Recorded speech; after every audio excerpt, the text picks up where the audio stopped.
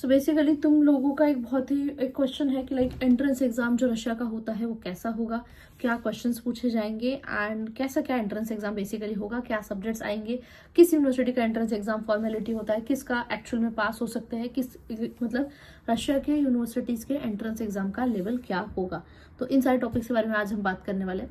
नमस्कार सभी को, मैं हूं चित्राली बांधे। मैं समारा में 6th ईयर में मेडिकल स्टूडेंट है। बेसिकली मैं जो रशिया में आई थी वो 2019 में आई थी, ऑरेनबर्ग में मैंने चूज किया था। तो अभी जून में मेरी डिग्री खत्म होने वाली है एंड यस मेरा अभी जो इंटर्नशिप है चल रहा है। तो बेसिकली मैं बहुत सारे स्टूडेंट्स को गाइड करती हूँ एक अच्छी यूनिवर्सिटी एंड एक अच्छी कंसल्टेंसी के लिए। तो आपसे इतनी सी रिक्वेस्ट है कि प्लीज़ अगर आपने अब तक के चैनल को सब्सक्राइब नहीं किया था तो वीडियो को लाइक करिए, चैनल को शेयर करिए एंड प्लीज़ अगर आपने अब तक के सब्सक्राइब नहीं किया तो अभी सब्सक्राइब करके आइए, क्योंकि मैं आपको ये जितनी भी इन्फॉर्मेशन प्रोवाइड करती हूँ इट्स अ फ्री। इसके लिए मैंने अपना ये नंबर भी दे रखा है। आपको जिम्बे से ब्रॉड से रिलेटेड जो भी क्वेरी है, आपको बहुत जेन्युइन से genuine university with actual ground reality की वहाँ पे क्या है, क्योंकि मुझे फर्क नहीं पड़ता तुम किसी भी यूनिवर्सिटी में जाओ। मैं इतना चाहती हूँ कि तुम किसी भी यूनिवर्सिटी में जाने के लिए प्लान कर रहे हो तो वहाँ के बारे में तुम्हें सारी चीज़ें पता होनी चाहिए, वहाँ के प्रोज, वहाँ के कॉन्स। एक बार का तुम्हें एडवांटेज पता नहीं रहा कोई फर्क नहीं पड़ता, बट एटलीस्ट वहाँ का नेगेटिव पॉइंट तुम्हें पता होना चाहिए। तो मैं आपको बेसिकली हर चीज़ का एक रियलिटी चेक, हर चीज़ की एक ग्राउंड रियलिटी दूंगी, बिकॉज इस दुनिया में तुम्हें लाइक अभी जो है एमबीए अब्रॉड में काफ़ी सारे स्कैम्स होते हैं, बहुत सारे कंसल्टेंसीज हैं। तो लाइक तुम्हें समझ में नहीं आता, हाँ ये बोल रहा है, ये बोल रहा है कि ये खराब है, ये बोल रहा है ये खराब है, तो मैं किस पे भरोसा करूँ? तुम्हारे लिए तो दो लोग नए हैं भाई, किस पे भरोसा किया जाए?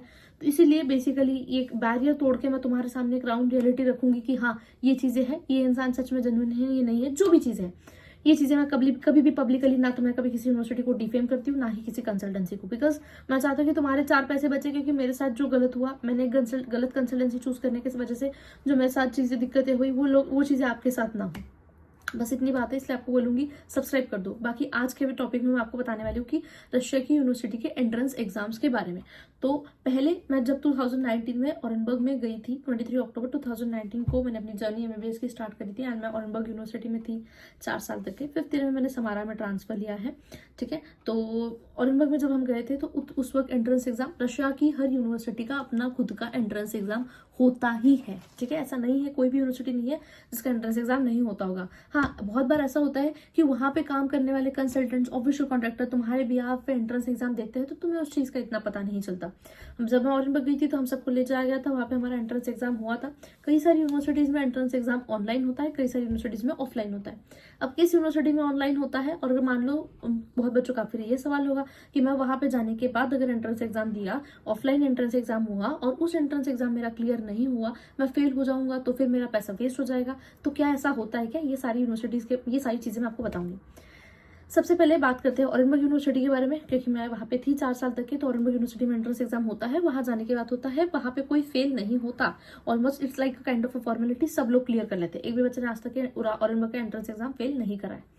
उसके बाद समारा का एंट्रेंस एग्जाम, यहाँ के जो भी ऑफिशियल ऑथराइज सोर्स के थ्रू आप आइए, आपके यहाँ पे वही एंट्रेंस एग्जाम आपका क्लियर करवा देते हैं, वो भी एक फॉर्मेलिटी है। बट हाँ, समारा के इसमें इस बार एक उन्होंने स्लॉट ऐड कर दिया कि हाँ एक बच्चों का इंटरव्यू भी होगा, ताकि पता चले बच्चे को नॉलेज है नहीं है, इंग्लिश समझ पाता है नहीं पाता है, ये सारी चीजें वहां पर टेस्ट की जाएगी उस इंटरव्यू में। अब तक ये क्लियर नहीं बताया है कि क्या क्या चीजें होगी, ठीक है। फिर उसके बाद उराल यूनिवर्सिटी के एंट्रेंस एग्जाम पे लेकर के काफी ज्यादा चीजें हुई पिछले साल। उराल यूनिवर्सिटी में 220 सीट्स, 220 सीट्स है, बट लास्ट बहुत अच्छे अप्लाई करते हैं, 1000-1200 कंसल्टेंट। हर कंसल्टेंट अपना फायदा चाहता है, भाई तू भी दे, तू भी दे, तू भी आ, हर कोई डॉक्यूमेंट ले लेता है, ठीक है। गिनती के वहां पे 2 ही ऑफिशियल कॉन्ट्रैक्टर्स, ठीक है। तीसरा है बट शायद इस बार उसके साथ यूनिवर्सिटी कॉन्ट्रैक्ट कैंसिल करने वाली थी, किया है नहीं किया उस पर मुझे अभी तक क्लियर कुछ आइडिया नहीं है। उसमें से भी कौन जेन्युइन है कौन जेन्युइन नहीं है मैं आपको लिटरली बता दूंगी। अगर आपको चाहिए तो आप मुझे बिल्कुल इस पिन के नंबर पर एक बार टेक्स्ट करिएगा, ठीक है। तो उराल यूनिवर्सिटी के लिए हर कंसल्टेंट, ऑब्वियसली यूनिवर्सिटी चाहती है कि हमारे पास 220 सीटें हैं, तो 220 बच्चे जो हमारे पास आ रहे हैं अच्छे पढ़ने वाले बच्चे आए, क्योंकि यूनिवर्सिटी से बैच पास आउट नहीं हुआ, उनका पहला बैच होगा, उनको एफएमजी पासिंग परसेंटेज देना है, अपनी यूनिवर्सिटी का नाम बनाना है। तो कोई भी क्या चाहेगा कि मेरी यूनिवर्सिटी में बच्चा आ रहा है तो अच्छा पढ़ने वाला बच्चा आए, तो यूनिवर्सिटी 220 बच्चे अच्छे पढ़ने वाले बच्चे चाहती है, ठीक है। तो उसमें क्या होता है, अभी चाहे 400 बच्चे अप्लाई करे चाहे 1000 बच्चे अप्लाई करे, ठीक है, जो जेन्युइन होगा, जो उस दिन एंट्रेंस एग्जाम के दिन अच्छे से पेपर देगा, अच्छे से चीटिंग करेगा, भाई ऑब्वियसली चैट जीपीटी करते हैं, मोस्ट ऑफ द बच्चे चैट जीपीटी ही करते हैं। या तो थोड़ा बहुत नॉलेज, क्योंकि मुझे पता है इतने कम टाइम में इतना पेपर देना मतलब ऑब्वियसली बच्चे चीटिंग कर ही रहे हैं, तो या एक क्वालिटी, बट हाँ थोड़ा बहुत तो क्वालिटी ऑफ स्टूडेंट्स तुम्हें उन्हें मिल रहा है, तो उस वजह से सारे बच्चे अप्लाई करते हैं, एंट्रेंस एग्जाम क्लियर करते हैं। उराल यूनिवर्सिटी का एंट्रेंस एग्जाम क्लियर करने की तुम्हें अगर कोई गारंटी दे रहा है तो वो रेड फ्लैग है, उसी वक्त उस इंसान से बात मत करो, क्योंकि यूनिवर्सिटी के डीन से मेरी रिसेंटली बात हुई है, मैं यहाँ पे वीडियो भी डाल दूंगी। यूनिवर्सिटी के डीन ने बोला है कि पिछले बार का उराल यूनिवर्सिटी का केमिस्ट्री का पेपर थोड़ा सा डिफिकल्ट था, हाँ इस बार उतना डिफिकल्ट नहीं रहेगा, और कोई कॉन्ट्रैक्टर, कोई भी वहां पे काम करने वाला स्टूडेंट, कॉन्ट्रैक्टर, यूट्यूबर कोई गारंटी नहीं दे सकता कि तुम्हारा उराल यूनिवर्सिटी का पेपर क्लियर होगा।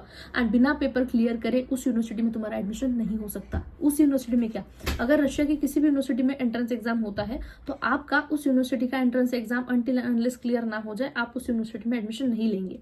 अगर स्टिल आप में से किसी का ये सवाल है कि हाँ मैं इस यूनिवर्सिटी का एंट्रेंस एग्जाम अगर मेरा नहीं हुआ तो क्या मैं उस यूनिवर्सिटी में एडमिशन ले सकता हूँ, नहीं ले सकते, आपको दूसरी यूनिवर्सिटी उस ऑप्शन में देखनी पड़ेगी।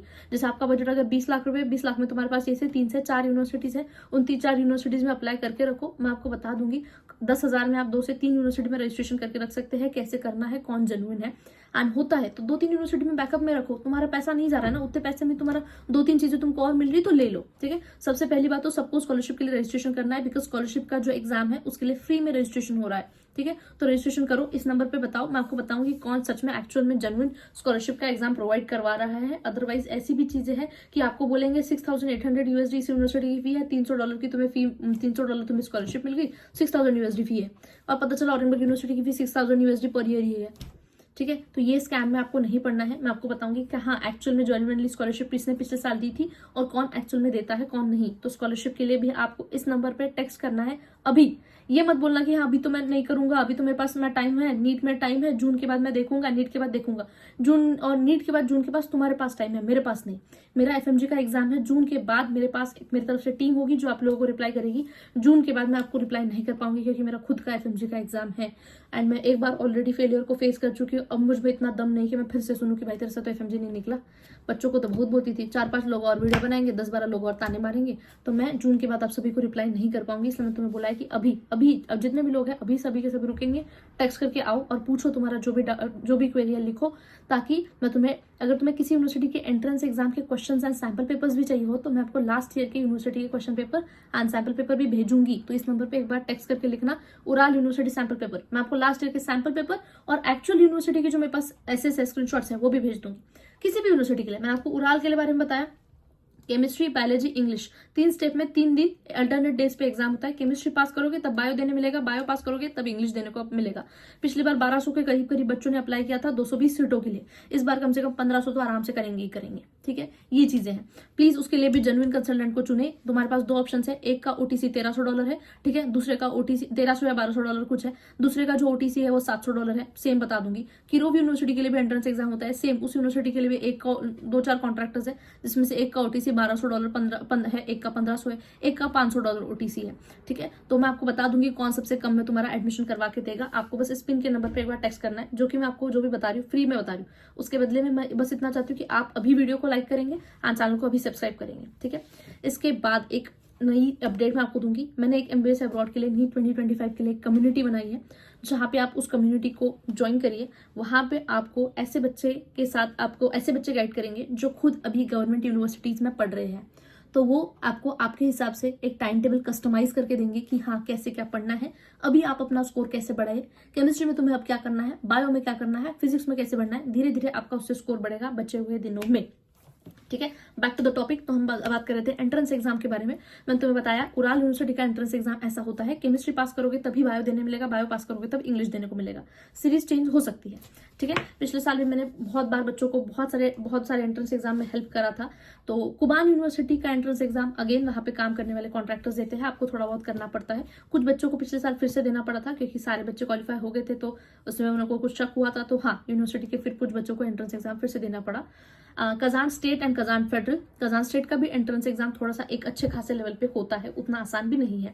कजान फेडरल अगेन बहुत अच्छा, मतलब अच्छा खासा एग्जाम होता है भाई, तगड़ा। निगेटिव मार्किंग रशिया की किसी भी यूनिवर्सिटी के एंट्रेंस एग्जाम में नहीं होती। कजान फेडरल का भी एंट्रेंस एग्जाम काफी डिफिकल्ट होता है। कजान फेडरल में 60 इंडियन स्टूडेंट्स की सीट है। सेम कजान फेडरल के लिए 60, बहुत सारे बच्चों को अप्लाई करते हैं, 60 बच्चे सिलेक्ट होते हैं, बाकियों को फिर दूसरी यूनिवर्सिटी में भेजा जाता है। ठीक है। तो 60 सीटें हैं कजान फेडरल यूनिवर्सिटी में, ठीक है, 50 to 60 अप्रॉक्स, ठीक है। इसका एंट्रेंस एग्जाम पिछले साल दिल्ली में हुआ था ऑफलाइन, ठीक है, एक साइंस सेंटर करके वहां पे हुआ था। अब तक के इस साल के लिए यूनिवर्सिटी ने नहीं बताया है कि कैसे एग्जाम होगा, इसलिए इस पे कुछ अभी मैं नहीं बता सकती आपको, ठीक है। इसके बाद और कौन सी यूनिवर्सिटी बची है, मैंने आपको कजान स्टेट का बताया, कजान फेडरल का बताया, किरोव का मैंने बताया, अल्ताई का भी एंट्रेंस एग्जाम होता है, इमानुअल कैंट बेल्टिक फेडरल का भी एंट्रेंस एग्जाम होता है, फार ईस्टर्न फेडरल यूनिवर्सिटी का भी एंट्रेंस एग्जाम होता है, ओम्स यूनिवर्सिटी का भी एंट्रेंस एग्जाम होता है, क्रीमिया फेडरल का भी होता है, इमानुअल कैंट बेल्टिक फेडरल का भी होता है। तो हाँ, इन सारी यूनिवर्सिटीज पे है, केमरो में भी है, केमरो स्टेट मेडिकल में भी है, ठीक है। उसके बाद एक एंट्रेंस एग्जाम थोड़ा सा डिफिकल्ट होता है मेफी में। मेफी में दो तुम्हें ब्रांच, मतलब मेफी के दो नाम पे दो यूनिवर्सिटी की ब्रांचेस है, एक ओबिन्स वाला है, वहां पे भी एंट्रेंस एग्जाम अच्छा खासा डिफिकल्ट होता है। जहां पे इंडियन स्टूडेंट्स के लिए सीट्स कम है, वहां का एंट्रेंस एग्जाम थोड़ा सा डिफिकल्ट होता है, ठीक है। तो ये सारी चीजें हैं एंट्रेंस एग्जाम से रिलेटेड। तुम्हें जो भी हेल्प चाहिए, नीट 2025 की कम्युनिटी में ऐड होना है आपको, और एक मैंने एमबीएस अब्रॉड का ब्रॉडकास्ट चैनल बना के रखा है, जहां पे आपको हर एक चीज का अपडेट मिलेगा कि हाँ एक्चुअल में किस यूनिवर्सिटी में कितनी सीट्स बची है। अप्रैल के बाद कुछ यूनिवर्सिटी में सीट्स फीस बढ़ती है, क्योंकि अप्रैल में यूनिवर्सिटी का ऑफिशियल प्रीकाज आता है, जिसमें ये बताया जाता है कि इस यूनिवर्सिटी की इतनी फीस बढ़ी है। तो आपको एक्चुअल में पता चलेगा कि सिर्फ कंसल्टेंट तुम्हें बोल रहे हैं कि फीस बढ़ी है, कि एक्चुअल में यूनिवर्सिटी की फीस बढ़ी है या नहीं, वो पता चलेगा। क्योंकि मैं उस वीडियो मतलब कोशिश करूंगी मोस्ट ऑफ द यूनिवर्सिटी का ऑफिशियल प्रीकाज मैं वहां पे ऐड करूँ। प्रीकाज एक रशियन वर्ड है, जो यूनिवर्सिटी अपने तरफ से एक डॉक्यूमेंट जाहिर करती है कि हाँ हमारी यूनिवर्सिटी की इतनी फी बढ़ी है, गवर्नमेंट की तरफ से, रशियन गवर्नमेंट की तरफ से वो आता है। तो वो मैं प्रीकास्ट डालूंगी, ताकि आपकी तरफ, मेरी तरफ से, आपकी तरफ से एक ट्रांसपेरेंसी आपके लिए मेंटेन हो कि हाँ किस यूनिवर्सिटी की एक्चुअल फी कितनी है। इसीलिए मैंने आपको बोला है कि जून के बाद सॉरी मैं आपको रिप्लाई नहीं कर पाऊंगी। 3 साल से मैंने बहुत सारे बच्चों को एक बहुत ही genuine consultancy and genuine university के लिए हेल्प करी है, आपके स्टेट, आपके डिस्ट्रिक्ट में भी, ठीक है। तो मैं आपको बता दूंगी, आपको बस इस नंबर पर टेक्स्ट कर देना है। आई होप एंट्रेंस एग्जाम से रिलेटेड तुम्हारे कई सारे डाउट्स क्लियर हुए होंगे। स्कॉलरशिप के लिए रजिस्ट्रेशन करो, क्योंकि वो फ्री में है, प्लीज, ठीक है। एंड यही था एंट्रेंस एग्जाम के बारे में। मोस्ट ऑफ द यूनिवर्सिटी के एंट्रेंस एग्जाम में केमिस्ट्री, बायोलॉजी, इंग्लिश, ये 3 सब्जेक्ट्स आते हैं। हाँ, कुछ यूनिवर्सिटीज है जहां पे आपको फिजिक्स भी पूछा जाता है, सिर्फ एक ही है, ठीक है। Most of the entrance exam, किसी भी एंट्रेंस एग्जाम में नेगेटिव मार्किंग नहीं है। कुछ यूनिवर्सिटी के एंट्रेंस एग्जाम में आपको वीडियो भी चालू रखना है, ऑडियो भी चालू रखना है। थोड़ा सा भी हॉर्न का एग्जाम आवाज आता है, इंडिया में तो आवाज आती है, बहुत कॉमन है, ठीक है। तो वो तुमको एग्जाम उस पोर्टल से बाहर निकाल देंगे, ये चीजें भी करते हैं। तो इसलिए आपको थोड़ा सा ऐसे एनवायरमेंट में रहे, वाईफाई नेटवर्क अच्छा होना चाहिए। पता चला 3-4 फ्रेंड्स का ग्रुप है, एक के घर पे जाके सारे के सारे एंट्रेंस एग्जाम दे रहे हैं, तो ऐसे केसेस में आपको तीनों को भी एग्जाम से बाहर कर दिया जाएगा, क्योंकि वो उनको पता चल जाता है कि एक ही वाईफाई के नेटवर्क से ये लोग एग्जाम दे रहे हैं, ठीक है। तो तुम्हें जितना लगता है उससे कई ज्यादा इन लोगों में, इन चीजों में दिमाग है। तो हाँ, एंड अगर एंट्रेंस एग्जाम के रिलेटेड एक चीज ये भी बताऊंगी, अगर तुम एंट्रेंस एग्जाम उस यूनिवर्सिटी का डिफिकल्ट होता है, कोशिश करो ऑफिशियल कॉन्ट्रैक्टर से करवाओ, क्योंकि पिछले साल बच्चों के साथ बहुत गलत हुआ। कैसे गलत हुआ कि एग्जाम यूनिवर्सिटी की तरफ से आईडी पासवर्ड आता है, एक साइट आता है, उस पर एंट्रेंस एग्जाम हो रहा है, किसी का आईडी पासवर्ड ही नहीं आ रहा, किसी का आईडी पासवर्ड आया, एग्जाम स्टार्ट नहीं हो रहा। उस केस में तुम यूनिवर्सिटी वालों को बताओ कि अरे इस बच्चे का आईडी पासवर्ड नहीं मतलब इस बच्चे का एग्जाम स्टार्ट नहीं हो रहा। अब वो ठहरा एजेंट, अब वो बता रहा है अरे भाई मेरे बच्चे का, अब वो ऑफिशियल कॉन्ट्रैक्टर भाई उसके अपने बच्चे का करवाएगा कि एजेंट के बच्चे का करवाएगा। तो इसलिए ऑफिशियल कॉन्ट्रैक्टर को चूज करे, ताकि वो आप, अभी मुझे दिक्कत आ रही है मैं उनको बताऊं और वो यूनिवर्सिटी को बोल के मेरी दिक्कत ठीक करवाए, मेरा एंट्रेंस एग्जाम। अभी मैं अपने घर के पास का एजेंट के थ्रू, मैंने उसका, मेरे घर के पास का बच्चा आया था एमबीबीएस करके, उसने बोला यहाँ से करवा लो, मैंने उससे करवा लिया। अब मैंने उसको बोला कि भैया मेरा केमिस्ट्री का पेपर स्टार्ट ही नहीं हो रहा, भैया बोल रहे दूसरे भैया को, दूसरे भैया बोल रहे दूसरे को। तो इस केस में क्या होता है, आपका एंट्रेंस एग्जाम रह जाएगा। तो ये ना करे, इसलिए मैंने आपको बोला है कि किसी भी यूनिवर्सिटी के लिए तुम जाने के लिए प्लान कर रहे हो, मैं तुम्हें बता दूंगी किसके थ्रू करना है। अभी अगर आपने चैनल को सब्सक्राइब नहीं किया तो सब्सक्राइब करो, एंड इस पिन के नंबर पे अभी आप टेक्स्ट करेंगे। That's it, thank you and thank you for watching. I hope कि वीडियो तुम्हारे लिए थोड़ी बहुत तो हेल्पफुल ही होगी, तो सब्सक्राइब जरूर करना।